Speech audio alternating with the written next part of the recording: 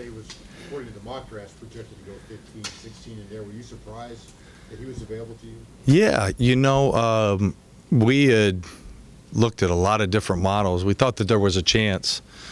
And when we try to break down players, we look at potential starters, potential backups, or maybe even sort of a reserve or even a non-NBA player. And, when we look at Darren Collison and Holiday, we see a lot of similarities. We see speed, we see elite shooting, and we were shocked that he was there.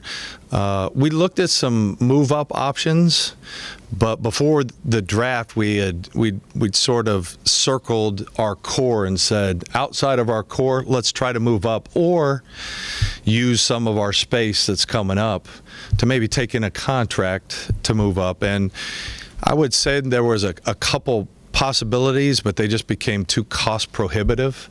And so we said, let's stick at 23, see who comes to us. And we were thrilled that Holiday, because has a chance to be a starter down the line.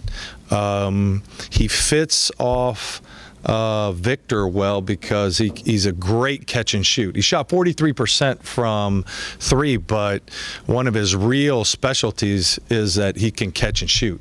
That's much higher. I think that's over 45, 46 on catch and shoots.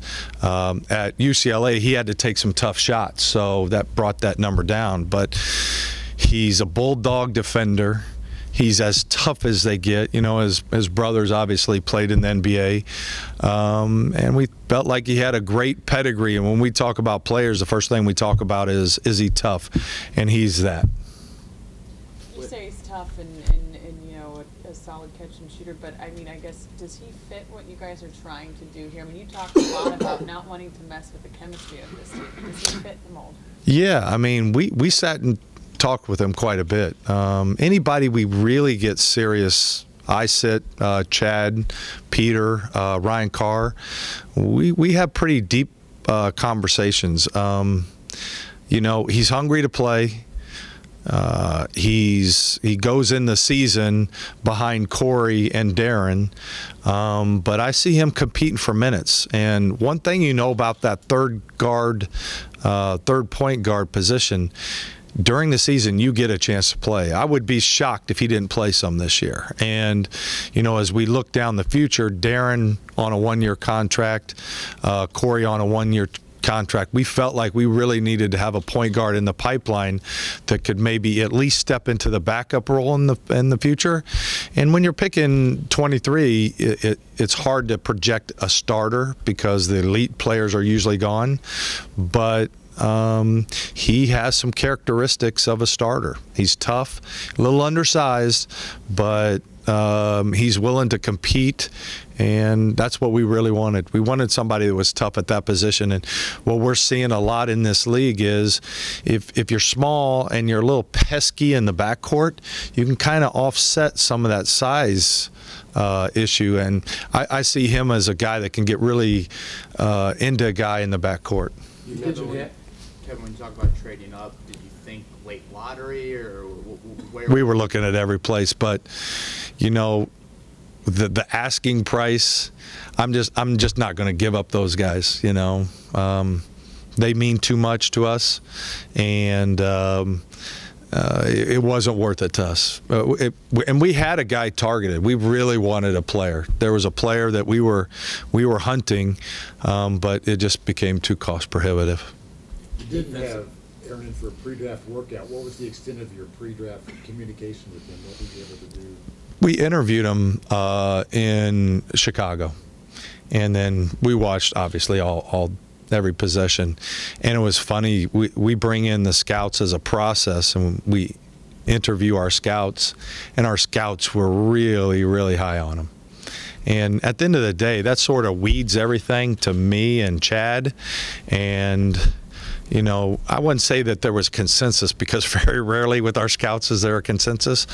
But once we said that that's who we were taking, even our scouts were really excited. And sometimes that doesn't happen.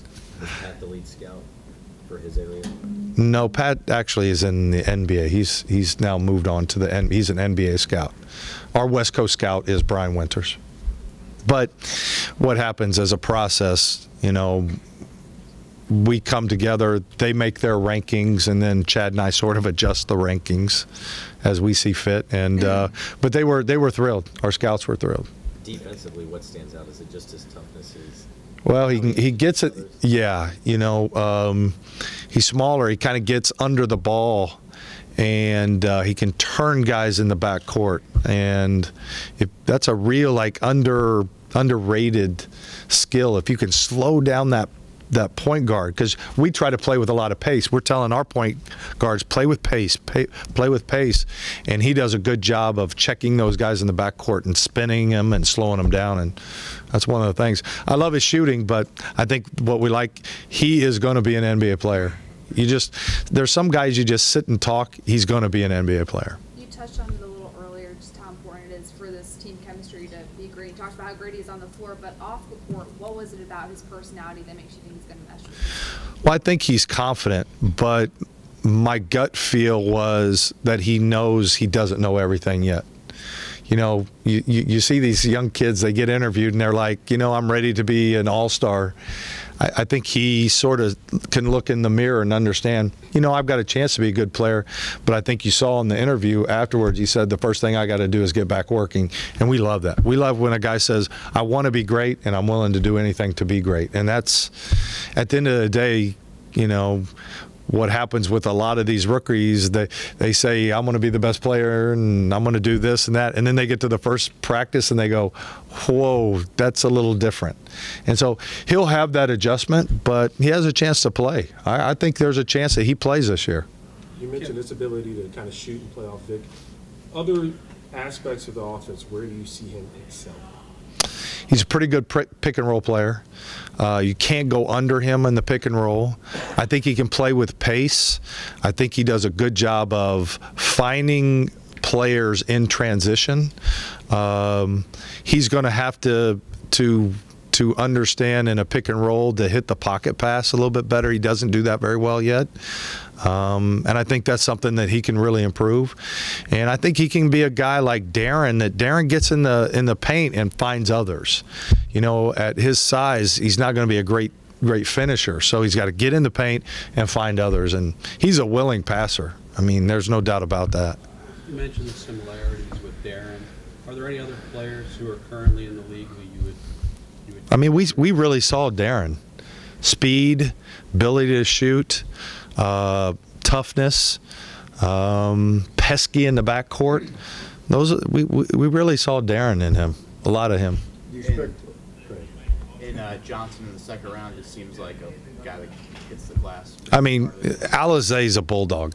We've known about him for a couple years. He's the guy that if you said, you know, go eat some glass and we're going to win the game, he's probably going to eat. He'll say, well, do you want salt or pepper? You know, he's just, and with that position, I wanted to have a guy that Nate could throw out into a game and go guard somebody in February that just says, I don't care about anything. Just put me on the floor in February where everybody's tired and I'm going to do something. He's okay physically gifted, but the ball goes up. There are just some guys that are always around the ball. You'll see it. You'll see it the very first practice. You'll see it in summer league. You could ask him to do anything, number one, and then secondly, I think he just has this amazing ability to find rebounds out of his position. He'll be 5 feet away. If you draw a circle around some people and say this is his rebounding area, his is a big rebounding area. And I think he could be a guy that's a junkyard defender. And as you look in this league, we played Cleveland, you know, you got to be able to have a guy, and he won't be able to learn that in a year. Alize is not a guy that's going to play next year. I say that, he could, but, you know, he's got to develop a shooting. He's got a little mechanic issue, but he lives in the gym, and he's hungry. Both those guys, I mean, we marked a lot of guys off the board on this draft because we just didn't feel like that they were tough. We want toughness. That's what we build this team on, is toughness, and those guys are about as tough as they are in the draft. Kevin, a non-draft question. Do you have any indication right now as to what Thad Young is going to do? Don't. We've had a few conversations with his agent, but at the end of the day, it's his decision. We'd like to have him back. We'd like to keep this core back. One of the things tonight really presented us was the fact that we could have taken on some contracts and then eliminated up to $20 million of cap space, and we just kept saying, let's be disciplined. We've been so disciplined over the last year and not taking a bad contract. So now the real games begin for us. I mean, the draft is a good place to look at the future. Maybe you get a guy that gets in the rotation next year, but like TJ last year, TJ Leaf, he didn't play much. We expect him after a year. We expect him to play. With our draft picks, it might take him a year to get into the rotation. Where we really get better is July 1. That's where this is set up to when we traded Paul and we brought in Domas and Victor. Part of that whole equation was being able to set up for $20 million in cap space July 1. And I'm not saying we're going to sign a guy. I think there could be uneven trades. There could be a lot of things that can happen with that. And so we preserved that, and that was one of the big things tonight is why stay so disciplined till today and then just lose your cap space immediately. So that's a big thing for our future is being able to use that. You said earlier that you think Aaron has a chance to find playing time behind Darren and Corey. Do you expect both of those guys to be on the roster next year? I do. I mean, you know, everything is so fluid, but at the end of the day, we said our top 6, 7 guys we wanted to have back and then make additions. We didn't want to take away. I mean,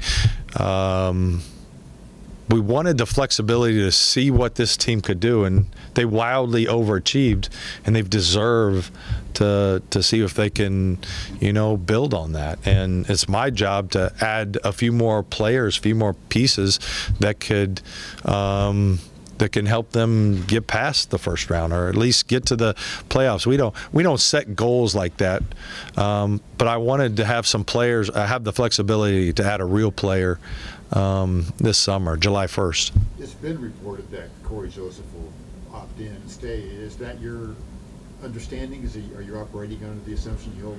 Corey already did. We received that letter. Corey's in. Yeah. And Thad has that option. We don't have that yet. I think he's exploring what he can get, but we don't have that indication either way, and I don't want to speculate on whether he does or not. Were there any conversation about second round movement to trade up to get somebody or that type of thing? Yes. Close there? Yes. So who are the players you tried to get? I can't tell you that. I think I could, but that's a big fine talking about another team's players anymore. So I wouldn't do that out of respect to those guys too.